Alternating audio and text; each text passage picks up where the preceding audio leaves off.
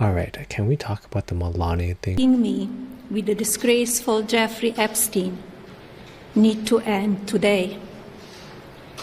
The individuals lying about me are devoid of ethical standards, humility, and respect.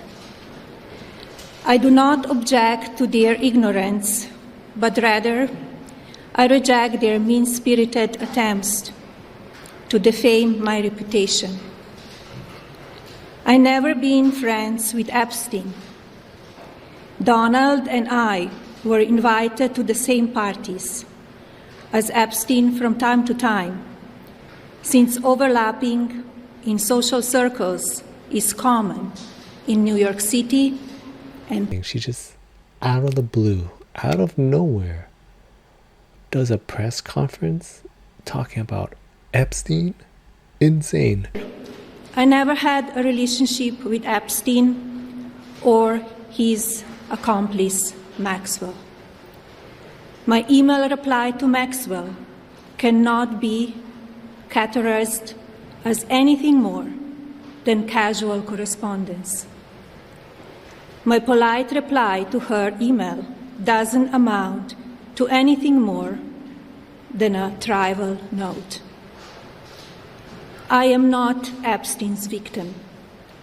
Epstein did not introduce me to Donald Trump. I met my husband by chance at a New York City party in 1998. This initial encounter with my husband is documented in detail in my book, Melania. I love how she plugs her book out of nowhere. Like, you can't miss this opportunity to, sell something. Let's really get into this. Supposedly, she set this up without anybody in the Trump administration knowing about it. She just set it up. They asked Trump about it, and he was like, I don't know what's going on. What are you talking about? Melania starts talking about Epstein when no one has been talking about Epstein ever since we started the Iran war. Just out of the blue, out of nowhere, just to say that, hey, she's not a victim. She barely knew the guy. And it's insane because there's there's tons of pictures with her, with Maxwell, and Epstein all together. And she's saying that they just, pass by each other, see each other every once in a while. She barely knew him. I'm just shocked on what just happened because, Trump 1.0, the first term, we didn't hear a peep from Melania. She hated being there, right?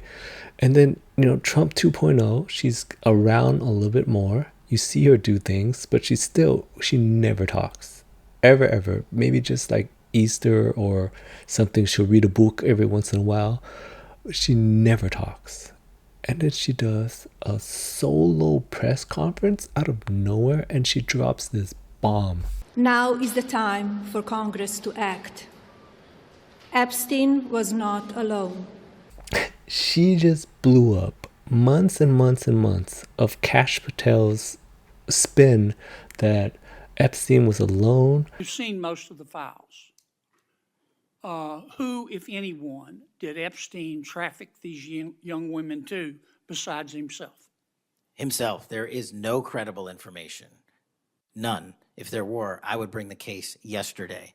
That, he just has a thing that somehow he trafficked, 10,000 or 1,000 girls or so just for himself. There was nobody else. She just blew that up completely. And this is a big solo presser. There's no hiding it now. We were told to move on. There's nothing to see here. That was it. It's over. It's done. Right? There's no more. It's in the past. It's over. Why are we still talking about this? We started a whole war to stop talking about it. No one was talking about Epstein ever since the Iran war. We moved on to the Strait of Hormuz. That's the new thing. Oil, Strait of Hormuz, Shahed drones, Iran. That's what we're talking about now. And she just brings it back. We're talking about Epstein now, and she wants Congress to look into the victims. What? I call on Congress to provide the women who have been victimized by Epstein, with a public hearing specifically centered around the survivors. Give these victims their opportunity to testify under oath in front of Congress with the power of sworn testimony. Each and every woman should have her day to tell her story in public if she wishes, and then her testimony should be permanently entered into the congressional record. Then, and only then, we will have the truth. Thank you. What? I'm speechless, because the last time we saw all the victims together was it Pan Bondi? They had them, they had them surround Pan Bondi, and she couldn't even look at them. She didn't even acknowledge them. They didn't even exist, right? Now she wants them to come out to the front and testify in front of Congress. Who would have thought that we wanted to hear from the victims? I don't know. I mean, someone should ask Kash Patel, like, hey, when are we getting on this? Let's talk about it. What do you guys think? My reaction right now is I feel like, because they said that she set this up without Trump knowing. Someone asked Trump about it. He was like, what's going on? What are you talking about? So they're saying that she did this whole thing on her own, and she's got a piece of paper to read, and like I said earlier, we never hear her talk. Donald Trump usually talks for her. She's doing this on her own, supposedly. I feel like somebody's got something on her. Like, it feels like one of those situations where maybe, I don't know, we'll speculate, some blackmail is going on. Like, she just randomly, because like we spent like, what is it, months now of like all this gaslighting, of like shadow games with like, there's nothing to see here, it's done. And then she just, out of the blue, out of nowhere, when no one's talking about it, I feel like, again, I'm speculating, maybe there's some blackmailing going on here or something, because it seems like she just randomly had a change of heart. I mean,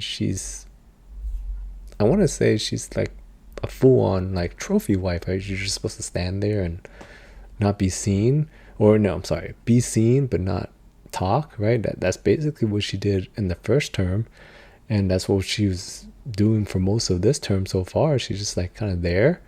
She only goes to the events when she has to, right? And so it's very like, I'm just very confused on why is she doing this now? I don't know. What are your theories on all of a sudden the change of heart? I don't know. I just feel like this feels like blackmail, or actually maybe something big is going to happen and they're just trying to get ahead of it.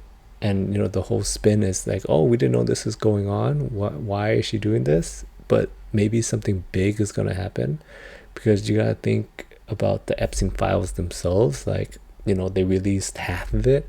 There's the whole other half that didn't get released. And if that part is so bad that they're willing to just hold on to it for dear life, it must be terrible, right? I mean, that's the assumption.